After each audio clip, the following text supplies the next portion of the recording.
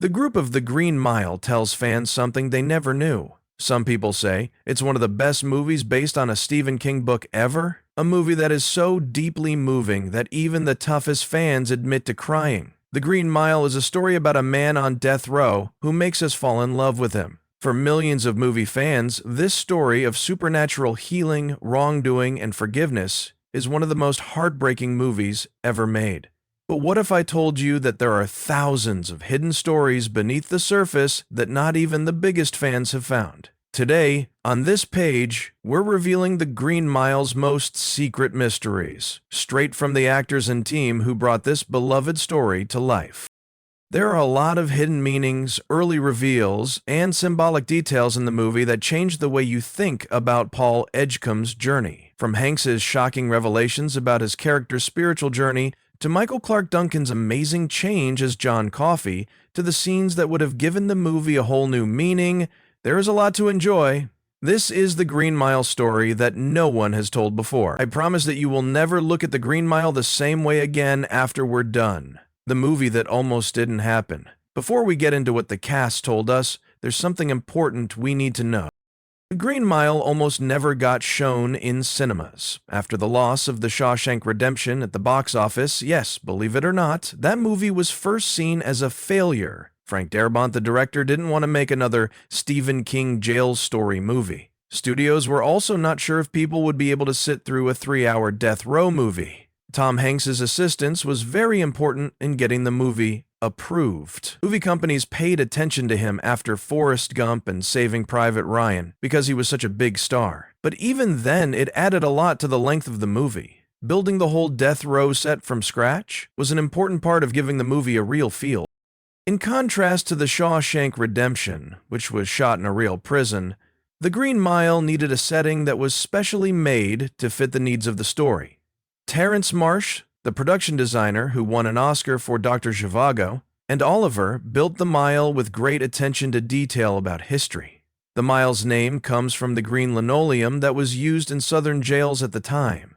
Even the wiring and light fixtures were correct for the time era. Actor David Morse, who played Brutus Brutal Howell, has talked about how the carefully created set affected how the actors played their parts.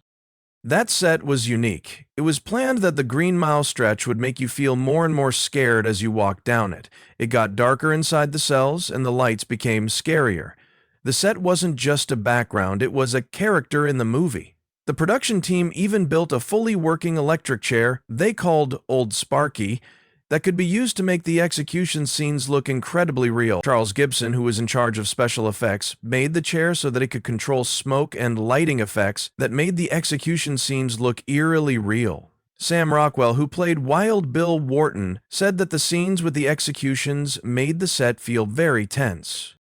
Multiple cameras were used to get as many takes as possible of Dell's failed execution because the prosthetics and fireworks were expensive and hard on the actors' and crew's emotions. The actors have said that Frank Darabont let them witness the cell block in full silence before the movie started. The actors were put in the roles of guards at their posts and prisoners in their cells for a full afternoon and told to just be in the space without speaking. This activity made them feel the stress and routine of prison life, which would help them in their performances. Some of the people who are behind the characters, many people who see the movie don't know that each of the main actors spent a lot of time creating detailed backstories for their roles. These backstories were never shown in the movie, but they affected every move and word they said.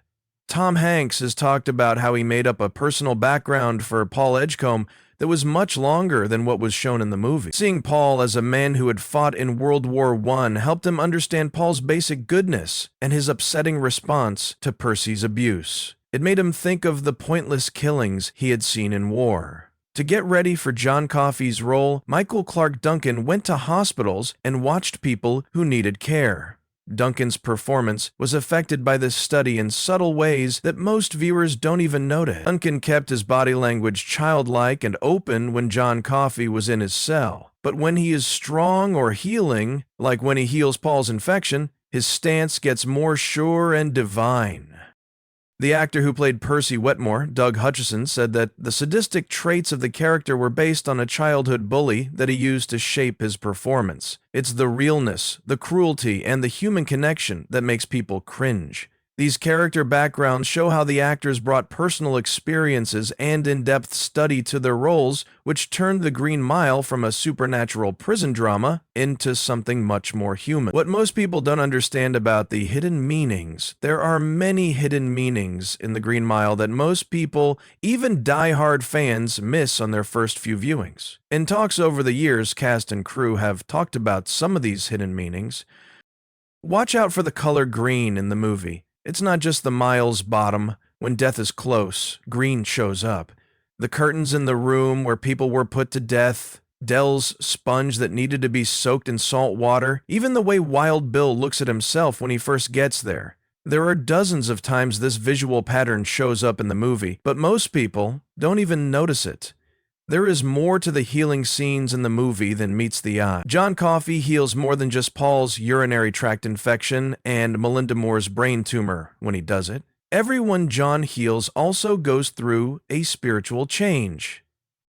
Paul starts to think about his part in putting people to death. Melinda not only gets better physically, but she also gets her innocence back. She talks to John like a kid who knows another child. John doesn't just heal bodies, he heals minds too. There are many biblical parallels in the movie that add to its themes. It sounds like Psalm 102 when John says, "Boss, I'm tired. I'm tired of being on the road. I'm lonely as a sparrow in the rain. As an owl in the desert, I feel like I'm in a lost world.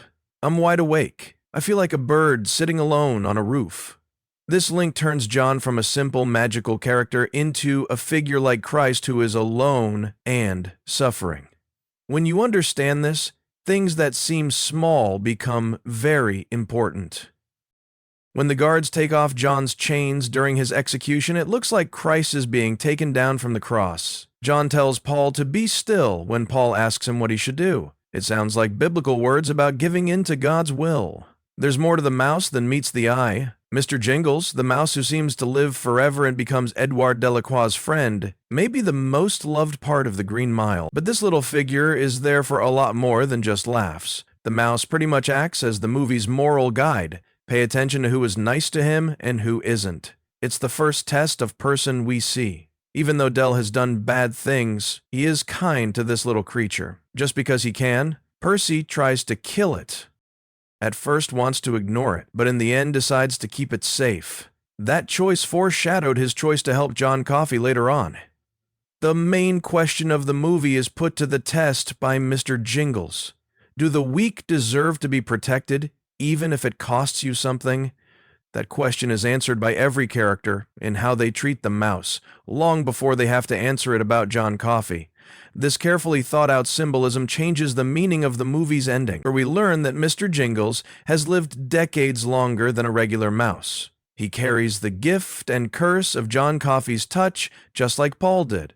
It reminds him of God's supernatural grace in a world that is otherwise normal. How the weather tells stories.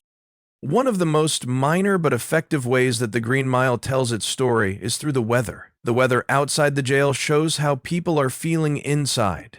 The night that Dell's killing went wrong, there is a very strong thunderstorm. It's strangely still and quiet on the day John tells Paul the truth.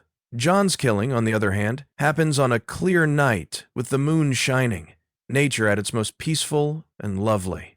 Just like John's state of calm acceptance. The most important thing is that the first really sunny day in the whole movie happens when Paul visits Coffey's grave in the end.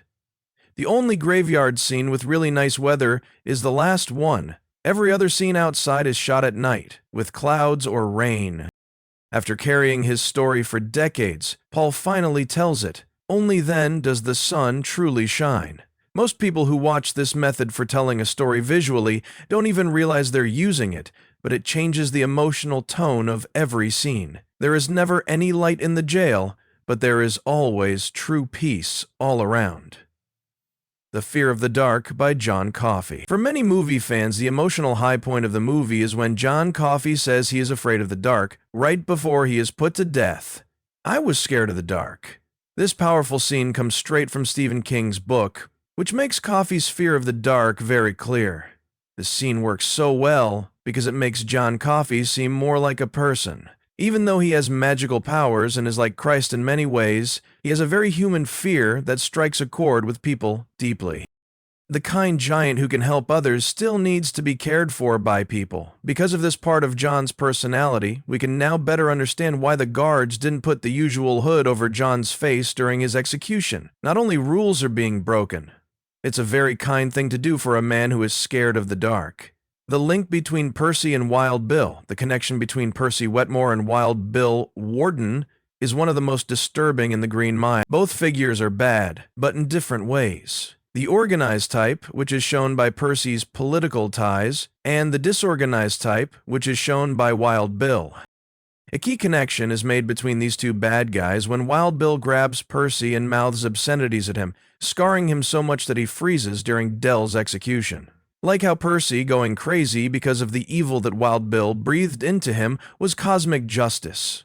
John Coffey makes a beautiful ending to their story circle. It is said that studio execs tried to cut Percy's part because they thought he took away from the main story. Darabont knew that John's death wouldn't have the same moral weight if this more normal governmental evil wasn't shown along with Wild Bill's violent chaos. We had to look at how processes protect people like Percy Wetmore while punishing people like John Coffey. In this light, Percy's final fate, as a catatonic patient in a mental hospital, is even more moving.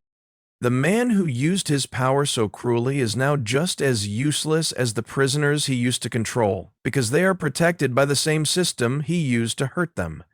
It's not what you think the wonder is in the Green Mile. Most people who see the movie think that John Coffey's healing power is the main wonder. But there's another way to look at it. John's supernatural skills aren't the real wonder. He makes Paul and the other guards more moral because of it. At the beginning of the movie, these guys are just doing their jobs as parts of a killing machine. In the end, they're ready to risk everything, their jobs, their freedom, and maybe even their lives, to save a man who isn't guilty.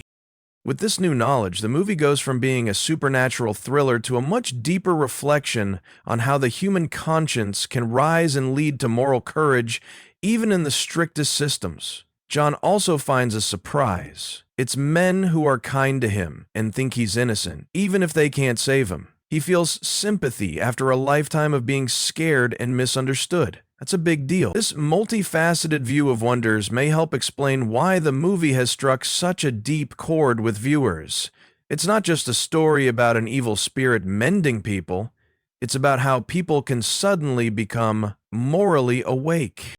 The ability to see when someone is being unfair and refuse to take part in it, even if it costs them something. The famous finish, but not at all the same. The fact that the play's ending almost turned out very differently may be the most important thing that was learned about it. The strong ending that showed an old Paul Edgecombe still alive after many years thanks to John's touch almost didn't make it. It is said that studio bosses wanted the movie to end with John's death. They said that the ending scene with Paul living in a nursing home was not needed because the movie was already too long, but Darabont fought for that ending because the movie isn't really about death in the end. The story is about having to live with the results of the decisions we make.